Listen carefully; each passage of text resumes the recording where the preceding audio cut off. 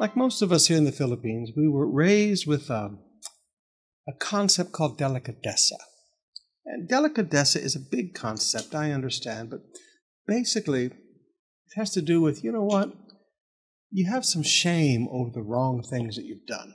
Okay, you understand that there's an element of shame for sin.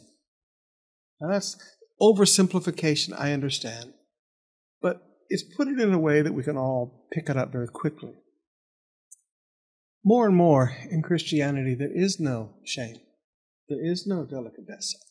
There is no concept of I've done something wrong and I should feel bad about it. Paul would say there, your conscience has been seared as with a hot iron. Your conscience has been so scarred by sin that you don't feel anymore.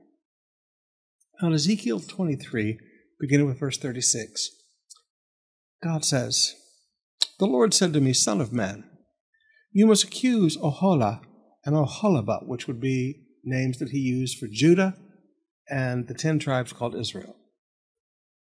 "They have committed both adultery and murder, adultery by worshiping idols and murder by burning as sacrifices the children they bore to me. Furthermore, they have defiled my temple and violated my Sabbath day. On the very day that they sacrificed their children to their idols, they boldly come into my temple to worship. They came in and defiled my house." Now listen to that.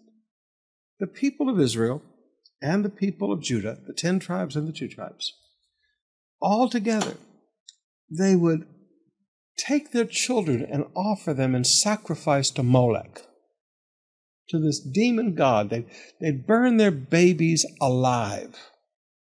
And then when they finished that, they would go to the temple and worship God. No shame whatsoever. And God said, they've defiled my house.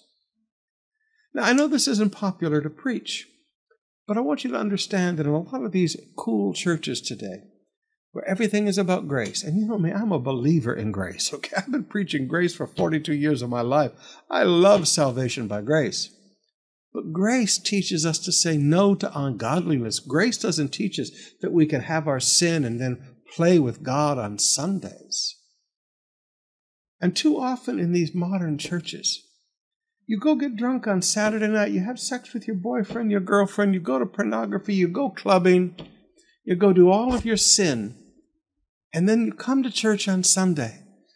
I love you, Jesus. Oh, I worship you for your grace. That's not grace. God would call that the defilement of his house. You have no shame. Now, it's time that as Christians we begin to call sin, sin again. Or we're never going to be able to evangelize the world. We're never going to be able to see a world change when as Christians we don't even preach salvation from sin. We preach salvation in sin. At some point, beloved, we have to challenge people's consciences once again that you don't go have your sin and then come to church and pretend to worship God.